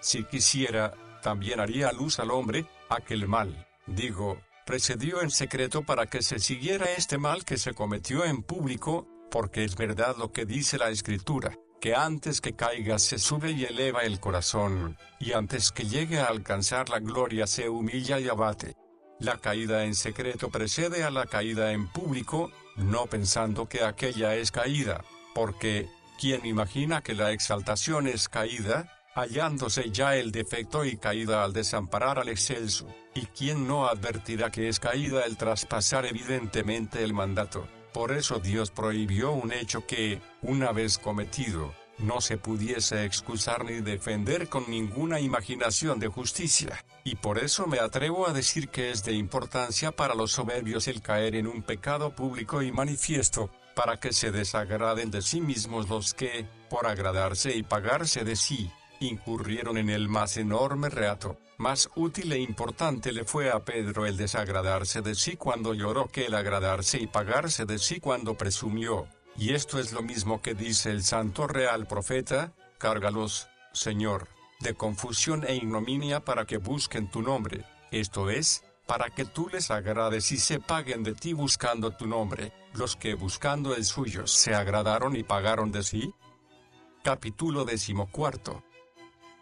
La soberbia de la transgresión fue peor que la misma transgresión. Peor es y más detestable la soberbia cuando hasta en los pecados manifiestos se pretende la acogida de la excusa, como sucedió en aquellos primeros hombres, entre quienes dijo la mujer, la serpiente, me engañó y comí, y el hombre, la mujer que me diste, esa en medio del fruto del árbol y comí. De ninguna manera se acuerdan en este caso de pedir perdón, por ningún motivo piden el remedio y la medicina, porque aunque estos no niegan, como Caín, el pecado que cometieron, no obstante, la soberbia procura cargar a otro la culpa que ella misma tiene, la soberbia de la mujer a la serpiente y la soberbia del hombre a la mujer, pero más verdadera es la acusación que no la excusa, cuando manifiestamente quebrantaron el divino precepto, porque no dejaron de pecar porque lo hiciera la mujer a persuasión de la serpiente y el hombre a instancia de la mujer, como si pudiera haber alguna cosa que se debiera creer o anteponer a Dios. Capítulo 15. De la justa paga que recibieron los primeros hombres por su desobediencia porque no atendieron al mandato de Dios, que los había criado y había hecho a su imagen y semejanza, que los había designado por superiores y señores de los demás animales, los había colocado en el paraíso, les había dado salud y abundancia de todas las cosas, que no les cargó de preceptos numerosos, graves y dificultosos, sino que les dio uno solo, y ese compendioso y levísimo, para conservar la obediencia y la subordinación con que les advertía que él era señor de aquella criatura a quien estaba bien una libre servidumbre, fueron justamente condenados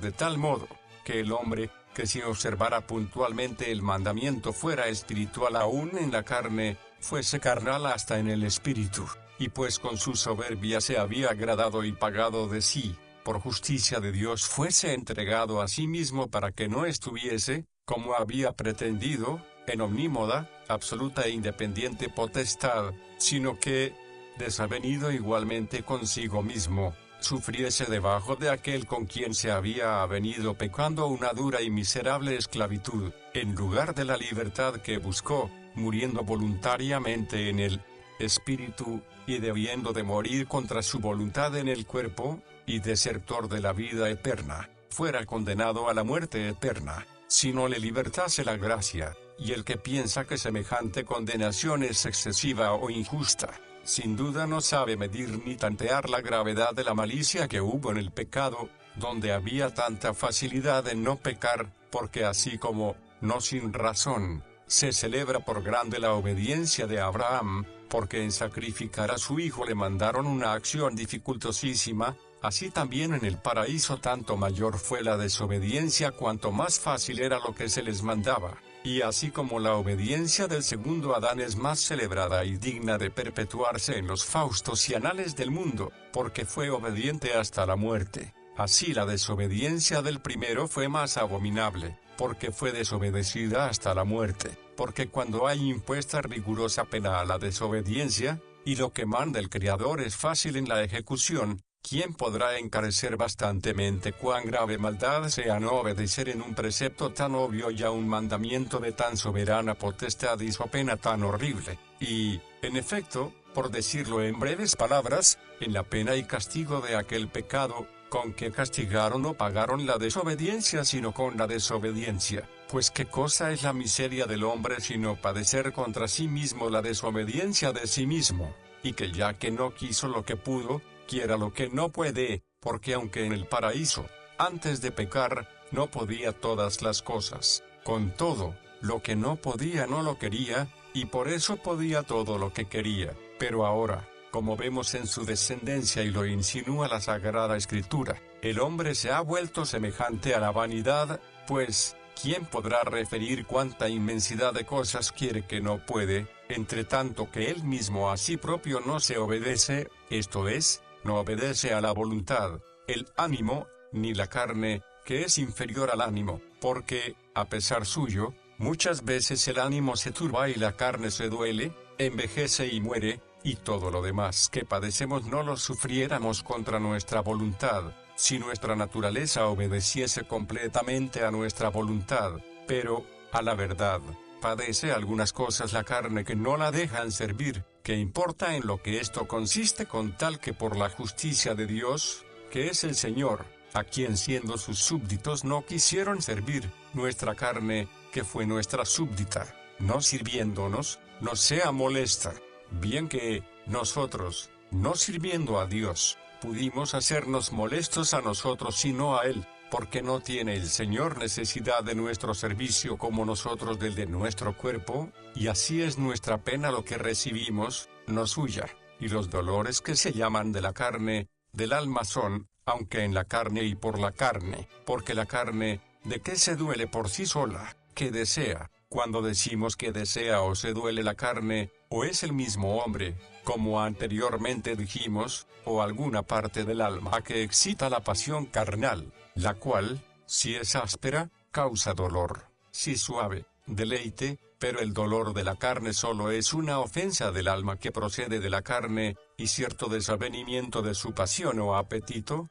como el dolor del alma que llamamos tristeza es un desavenimiento de las cosas que nos suceden contra nuestra voluntad. A la tristeza las más veces precede el miedo, el cual también está en el alma, y no en la carne, pero al dolor de la carne no le precede un miedo de la carne que antes del dolor se sienta en la carne. Al deleite le precede el apetito que se siente en la carne, como un deseo suyo, por ejemplo, el hambre y la sed, y el que en los miembros vergonzosos más comúnmente se llama libido, siendo este un vocablo general para designar todos los apetitos, porque aun la ira, dijeron los antiguos que no era otra cosa que libido, o un apetito de venganza, aunque a veces también el hombre se enfada y enoja con las cosas inanimadas, donde no hay razón alguna de venganza, de manera que de enojo y cólera, porque no escribe bien la pluma, la rompe y arroja. Sin embargo, también esto, aunque menos razonable, es apetito de venganza,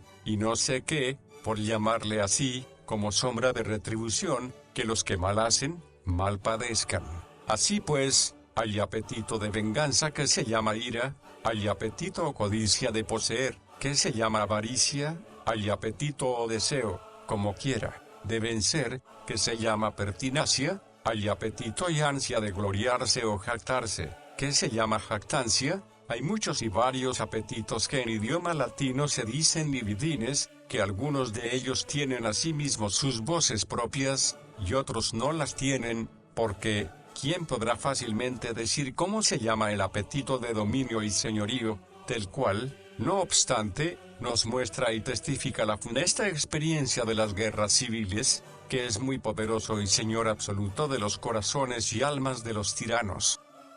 Capítulo 16. De la malicia del apetito, que en latín se llama libido, cuyo nombre, aunque cuadre a muchos vicios propiamente, se atribuye a los movimientos torpes y deshonestos del cuerpo, aunque los apetitos de muchas cosas llámanse en latín libidines, cuando se escribe solo libido, sin decir a qué pasión se refiere, casi siempre se entiende el apetito carnal, apetito que no solo se apodera del cuerpo en lo exterior, sino también en lo interior, y conmueve de tal modo a todo el hombre juntando y mezclando al efecto del ánimo con el deseo de la carne, que resulta el mayor de los deleites del cuerpo, de suerte que cuando se llega a su fin, se embota la agudeza y vigilia del entendimiento. Capítulo 17. De la desnudez de los primeros hombres y de cómo, después que pecaron, les pareció torpe y vergonzosa. Con razón nos avergonzamos de este apetito y con razón también los miembros que, por decirlo así, lo alientan o refrenan no del todo a nuestro albedrío, se llaman vergonzosos, lo cual no fueron antes de que pecara el hombre, porque, como dice la Escritura, estaban desnudos y no se avergonzaban, no porque dejasen de ver su desnudez, sino porque ésta no era aún vergonzosa, porque la carne ni movía el deseo contra la razón, ni en manera alguna con su desobediencia daba en rostro al hombre acusándole de la suya. No crió Dios ciegos a los primeros hombres, como piensa el necio vulgo, porque Adán vio los animales a quienes puso los nombres, y de Eva, dice el Evangelio, vio la mujer que era buena la fruta del árbol y agradable a la vista. Tenían, pues, los ojos abiertos, pero no atendían y miraban de manera que conociesen lo que la gracia les encubría, cuando sus miembros ignoraban lo que es desobedecer a la voluntad. Al faltar esta gracia, para que la desobediencia fuese castigada con pena recíproca, hallóse en el movimiento del cuerpo una desvergonzada novedad, que convirtió en indecente la desnudez y los dejó avergonzados y confusos. De aquí que, después que quebrantaron al descubierto mandamiento de Dios, diga de ellos la Escritura, y se abrieron los ojos de entrambos, y conocieron que estaban desnudos y entrelazaron hojas de higuera y se hicieron sendos ceñidores. Abriéronse, dice, los ojos de entrambos, no para ver, porque también antes veían, sino para discernir y conocer el bien que habían perdido y el mal en que habían caído. De aquí que el árbol que daba este conocimiento a los que comían su fruto contra la prohibición del mandamiento tomase el nombre de árbol de la ciencia del bien y del mal, porque con la experiencia de los trabajos que se padecen en la enfermedad apreciase mejor el gusto de la salud. Conocieron, pues, que estaban desnudos, estándolo, en efecto, de aquella gracia que era la que hacía que ninguna desnudez del cuerpo, porque la ley del pecado no repugnaba a su espíritu, los avergonzase y confundiese. Conocieron, pues, lo que, por fortuna suya, hubieran ignorado si, siendo siempre fieles y obedientes a Dios, no hubieran cometido un pecado que les forzó a tocar y sentir por experiencia el daño que causan la infidelidad y la desobediencia. Confusos, pues, y avergonzados por la desobediencia de su carne, testigo y pena de la suya propia, acomodaron unas hojas de higuera en la forma que algunos traductores latinos llaman campestría, esto es, succintoría, o ceñidores, para cubrirse con ellos. Prefiero la palabra campestría, que es latina, y significa calzón, vestido corto que usaban los jóvenes que se ejercitaban luchando en el campo, cubriendo sus cinturas. Y de aquí que a los así ataviados les llame el vulgo, campestratos. Así pues, lo que en pena de la culpa de desobediencia movía el apetito desobediente contra el fuero de la voluntad, cubríalo con empacho de vergüenza. De aquí que todas las gentes, por descender de aquel tronco, tan cuidadosamente acostumbran a cubrirse de suerte que algunos bárbaros ni aun en los baños se desnudan. Capítulo 18.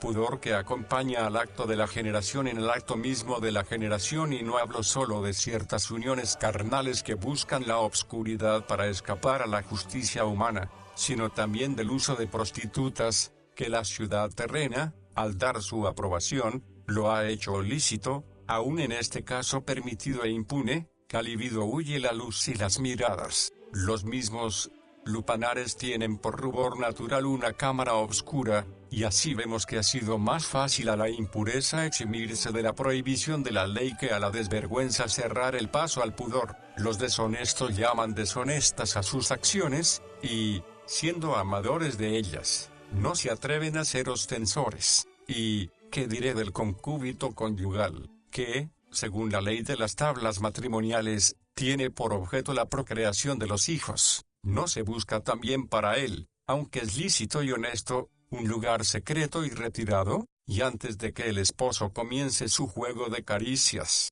¿no echa fuera a todos cuantos alguna necesidad permitía su presencia, a los sirvientes y a los mismos paraninfos? Es verdad que el mayor maestro de la elocuencia romana, como alguien le llama, dice que las cosas bien hechas buscan la luz, es decir, aman ser conocidas, pero esta acción recta apetece ser conocida de una manera muy rara, avergonzándose de ser vista. ¿Quién ignora lo que hacen los esposos entre sí con vistas a la procreación de los hijos y cuál es el objeto de celebrar las bodas con tanta pomposidad? Y, sin embargo, en el acto mismo de la generación no permiten que sean testigos ni los hijos, si tienen ya algunos. El conocimiento de esta acción recta ama de tal manera la luz de los ánimos, que rehúye la de los ojos. ¿Y de dónde nace esto sino de que lo naturalmente honesto va del brazo, aunque por pena con lo vergonzoso? Capítulo 19. Los impulsos de la ira y de la liviandad se mueven tan viciosamente, que es necesario para moderarlos el freno de la razón. Los filósofos que se acercaron más a la verdad confesaron que la ira y el apetito sensual eran dos partes viciosas del alma, porque se mueven tan turbadamente y sin orden, aun en las cosas que la razón no prohíbe, que tienen necesidad del gobierno de la razón, la cual siendo, según dicen, la tercera parte del alma, está puesta en lugar preeminente para regir a aquellas dos partes, a fin de que, mandando la razón y obedeciendo la ira y la liviandad, pueda conservar el hombre en todas las partes de su alma la justicia. Las citadas partes, pues que, según dichos filósofos, aun en el hombre sabio y templado son viciosas, para que la razón las refrene y desvíe, apartándolas de las cosas a que injustamente se mueven o las suelte para las que permite y concede la ley de la sabiduría, como es la ira para ejercer el justo castigo, y el apetito sexual para la propagación de la especie humana. Las citadas partes, repito, no eran viciosas en el paraíso antes del pecado, porque no se inclinaban a cosa contraria a la recta voluntad que exigiera contenerlas con el freno de la recta razón, el moverse ahora de modo que los que viven honesta, justa y santamente las gobiernan a veces con facilidad, y otras con dificultad las repriman y refrenen, no es, sin duda, salud propia de la naturaleza, sino enfermedad que procede de la culpa. Si los actos que provienen de la ira y de los demás afectos, consistan en palabras o en obras, no procura la vergüenza encubrirlos y esconderlos, como hace con los que proceden del apetito sensual, débese a que los miembros del cuerpo que se emplean en la ejecución de aquellos no dependen en sus movimientos de las pasiones, sino de la voluntad, que es quien los domina, porque el que enojado y con cólera dice alguna palabra ofensiva o hiere a otro, no pudiera hacer tales cosas si la voluntad no moviera la lengua o las manos, miembros a quienes también mueve la voluntad, aun cuando no haya ira o cólera alguna, pero respecto de la pasión carnal, de tal manera está apoderado de ellos el apetito sensual, que sólo obedecen a la excitación de éste, sea espontánea o estimulada. Esto es lo que da vergüenza y lo que ruboriza a quien lo ve, y por ello prefiere el hombre, cuando se enoja injustamente con otro, que le miren cuantos quieran, a que le vea alguno cuando, conforme a la razón, condesciende con la pasión de la carne. Capítulo 20. De la vanísima torpeza de los cínicos la antedicha razón no la tuvieron presente los filósofos caninos, es decir, los cínicos, al defender la opinión bestial encaminada a suprimir el pudor natural, sin embargo, ha podido más que esta opinión, porque aun cuando han escrito que hizo Diógenes con arrogancia, gloriándose de ello y pensando que sería su secta más famosa si quedara arraigada en la memoria de las gentes esta famosa desvergüenza suya, con todo, después desistieron de esto los cínicos, y más pudo en ellos la vergüenza y el respeto que, mutuamente se deben los hombres, que el error y el disparate con que los hombres afectaban ser semejantes a los perros, ahora también vemos, filósofos cínicos, porque lo son todos los que no solo visten el palio, sino llevan también su báculo, pero ninguno se atreve a hacer tal cosa, porque si alguno se atreviera, no diré que le apedrearan, sino que, por lo menos, a puro escupirle, le echaran del mundo. Así pues, la naturaleza humana se avergüenza, y con razón, de este apetito torpe que sujeta la carne a su albedrío, apartándola de la jurisdicción de la voluntad, y esta desobediencia prueba claramente el pago que se dio a la desobediencia del primer hombre. Capítulo 21. De la bendición que echó Dios al hombre antes del pecado para que creciese y se multiplicara, no destruida por la prevaricación, no creamos en manera alguna que los dos casados que estuvieron en el paraíso habrían de cumplir por medio de este apetito sensual lo que en su bendición les dijo Dios: creced y multiplicaos y henchid la tierra, porque este torpe apetito nació después del pecado, y después del pecado, la naturaleza, que no es deshonesta, al perder la potestad y jurisdicción bajo la cual el cuerpo en todas sus partes le obedecía y servía, echó de ver este apetito, lo consideró, se avergonzó y lo cubrió, pero la bendición del matrimonio para que los casados creciesen, se multiplicaran y llenaran la tierra, aunque quedó también para los delincuentes, siendo anterior a su falta, quedó para que se conociese que la generación de los hijos es cosa que toca a la honra del matrimonio, y no a la pena del pecado. Algunos que ignoran, sin duda, la felicidad que hubo en el paraíso, creen que en él Adán y Eva no tuvieron hijos. Otros no aceptan totalmente la divina escritura, donde se lee que, después del pecado, se avergonzaron de verse desnudos, y como infieles, se ríen de ella. Otros, aunque aceptan y honran la escritura, no quieren, sin embargo, que se entienda la frase creced y multiplicaos en el sentido de la multiplicación de la carne, porque encuentran otra que se refiere a la multiplicación del espíritu. Multiplicarás y acrecentarás en mi alma la virtud y fortaleza, y en lo que continúa diciendo el Génesis, y henchid la tierra y sed señores de ella. Entienden que la palabra tierra quiere decir el cuerpo que anima a él, alma con su presencia, y le domina y sujeta cuando las virtudes se multiplican en ella, pero añaden que los hijos carnales ni aún entonces los pudieron engendrar, como tampoco ahora pueden, sin el torpe apetito que nació, se vio, se confundió y se cubrió después del pecado, y que dentro del paraíso no tuvieron hijos, sino fuera de él, como así sucedió, porque después que los echaron de allí los engendraron. Capítulo 22.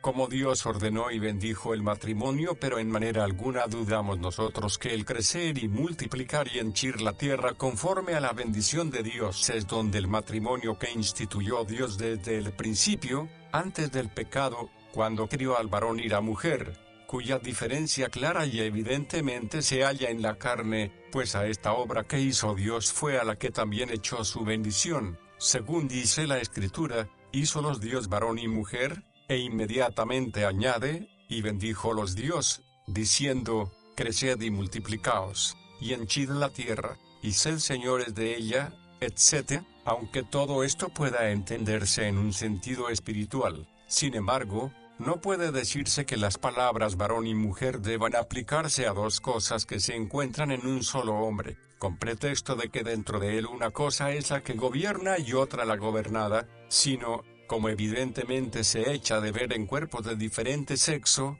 los crió Dios, varón y mujer para que, engendrando hijos, creciesen y se multiplicasen y llenaran la tierra. El empeño en contradecir sentido tan claro es grandísimo disparate, porque ni del espíritu que manda, ni de la carne que obedece, o del animal racional que rige y del apetito irracional que es regido, o de la virtud contemplativa, que es preeminente, y de la activa, que es inferior, o de la razón del alma y del sentido del cuerpo, sino claramente del vínculo del matrimonio a que se obliga y sujeta uno y otro sexo, hablaba el Señor cuando, preguntado si era lícito por cualquier causa despedir la mujer, porque Moisés, atendiendo a la dureza de corazón de los israelitas, les permitió repudiarla, contestó, ¿no habéis leído que el que los crió al principio los crió varón y mujer? Y dijo, por esto dejará el hombre a su padre y a su madre y se juntará con su mujer, y los dos serán una misma carne.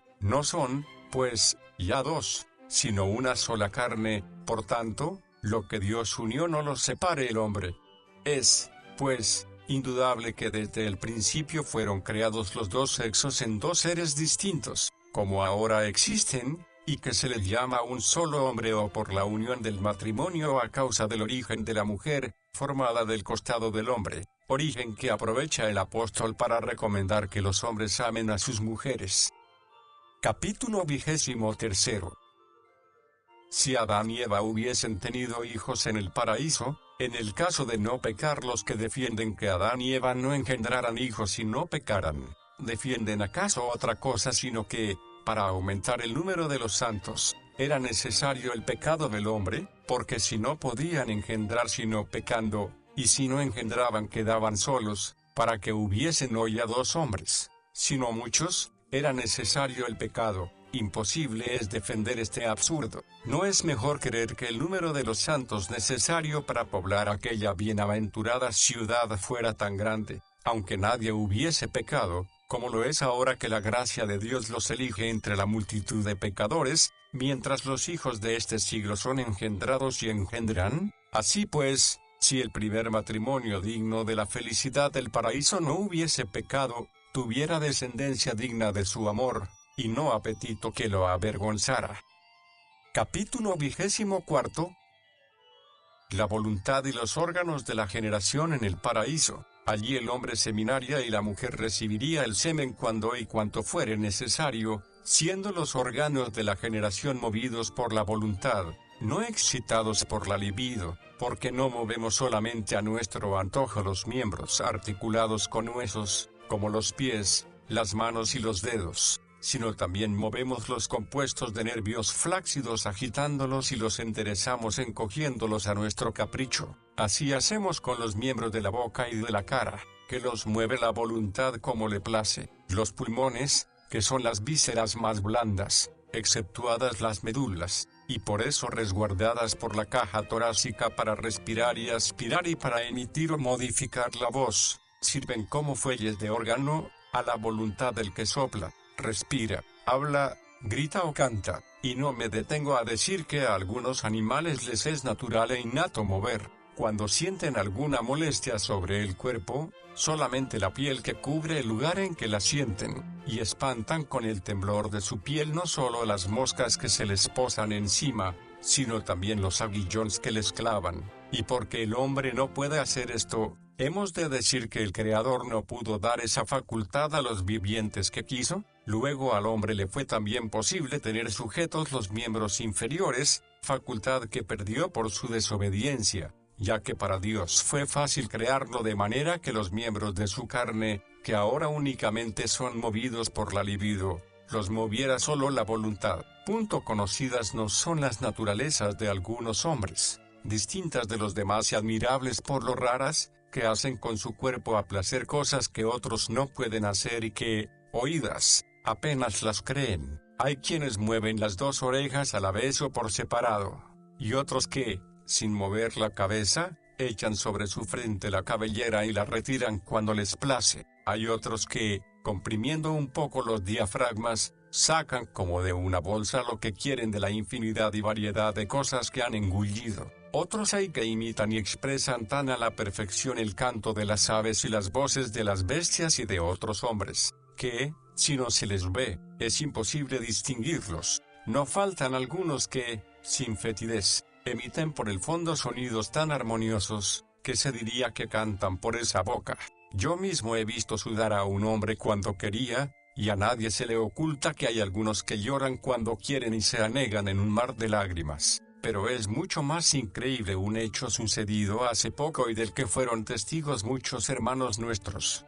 En una parroquia de la iglesia de Calama, había un presbítero llamado Restituto, que, cuando le placía, solían pedir que hiciera esto quienes deseaban ser testigos presenciales de la maravilla. Al oír voces que imitaban el lamento de un hombre, se enajenaba de sus sentidos y yacía tendido en tierra tan semejante a un muerto, que no solo no sentía los toques y los pinchazos, sino que a veces era quemado con fuego sin sentir dolor, hasta más tarde y por efecto de la herida, y prueba de que su cuerpo no se movía, no porque él lo aguantaba, sino porque no sentía, era que no daba señal alguna de respiración, como un muerto. Sin embargo, contaba después que, cuando hablaban más alto los concurrentes, oía voces como a lo lejos. Sí, pues, en la presente vida grávida de pesares por la carne corruptible, hay personas a las que obedece el cuerpo de modo maravilloso y extraordinario en muchas mociones y afecciones,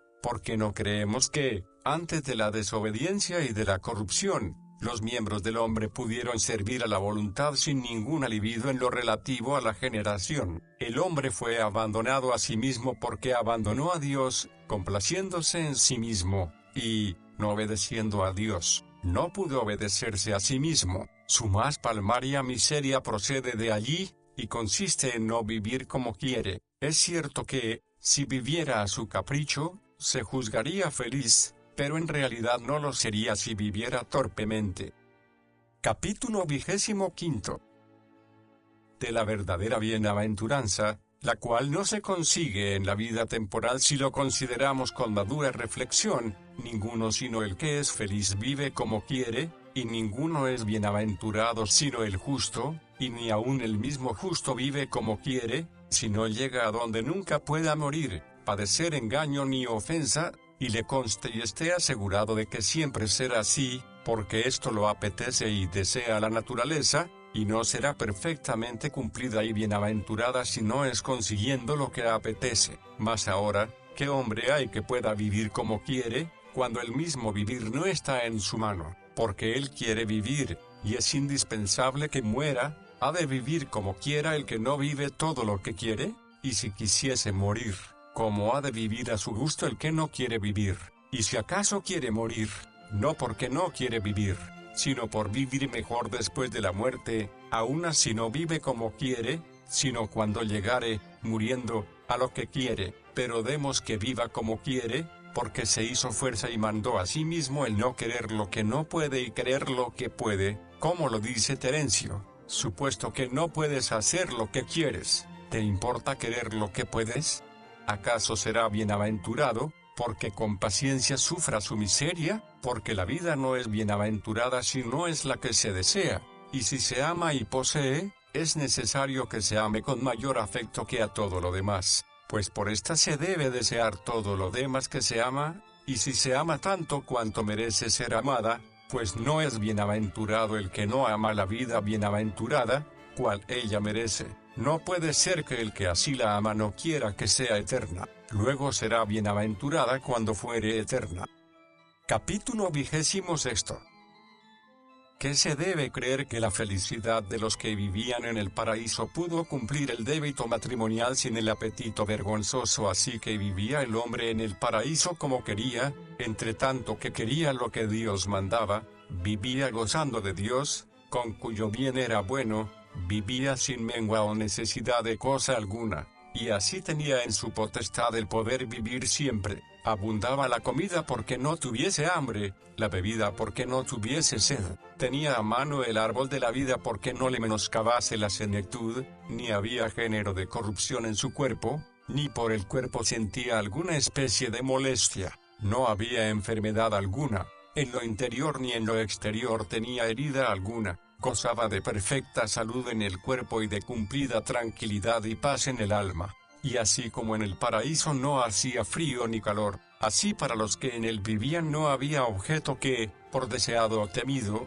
alterase su buena voluntad. No había cosa melancólica y triste, nada vanamente alegre. El verdadero gozo se iba perpetuando con la asistencia de Dios, a quien amaban con ardiente caridad, con corazón puro, conciencia buena y fe no fingida, y entre los casados se conservaba fielmente la sociedad indisoluble por medio del amor casto. Había una concorde vigilancia del alma y del cuerpo y una observancia exacta del divino precepto, sin fatiga. No existía cansancio que molestase al ocio, ni sueño que oprimiese contra la voluntad. Donde había tanta comodidad en las cosas y tanta felicidad en los hombres, Dios nos libre de sospechar que no pudieron engendrar a sus hijos sin intervención del torpe apetito. Con todo eso, al sumo Dios todopoderoso y al Creador sumamente bueno de todas las naturalezas, que ayuda y remunera las buenas voluntades y da de mano y condena las malas, y ordena y dispone de las unas y de las otras, no le faltó traza y consejo como poder cumplir el número determinado de los ciudadanos que tenía él predestinado en su sabiduría para su ciudad,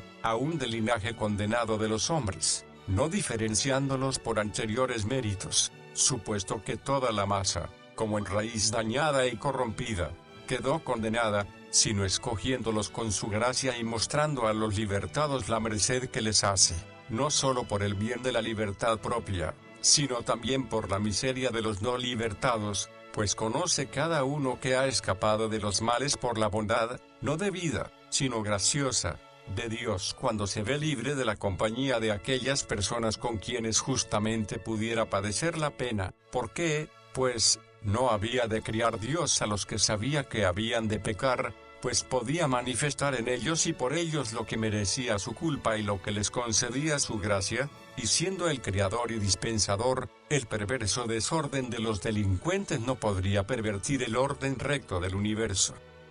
Capítulo 27.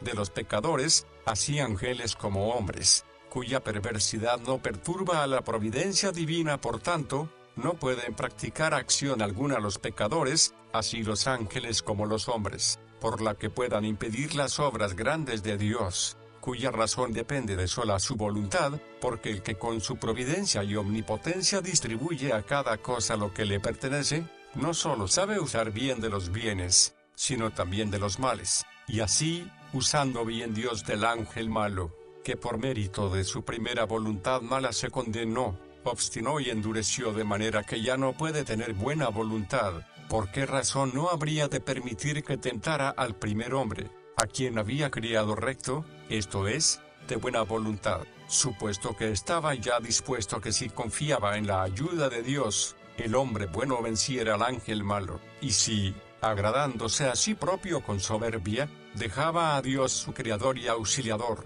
había de ser vencido, teniendo el mérito bueno de la voluntad recta favorecida de Dios, y el malo en la voluntad perversa desamparando a Dios, y aunque confiar en la ayuda de Dios no le era posible sin la ayuda de Dios, no por eso dejaba de estar en su potestad al apartarse, agradándose a sí propio de estos beneficios de la divina gracia, porque así como no está en nuestra mano el vivir en este cuerpo sin la ayuda de los elementos, y está en nuestra potestad no vivir en él, como lo hacen los que se matan, así no estaba en nuestra potestad el vivir bien en el cuerpo sin el favor de Dios, aún en el paraíso, pero estaba en nuestra facultad el vivir mal, aunque con condición de que no había de permanecer la bienaventuranza, sino que había de sobrevenirnos la condigna pena y castigo, pues no ignorando Dios esta caída que había de dar el hombre, por qué motivo no le había de dejar tentar por la malicia del ángel envidioso,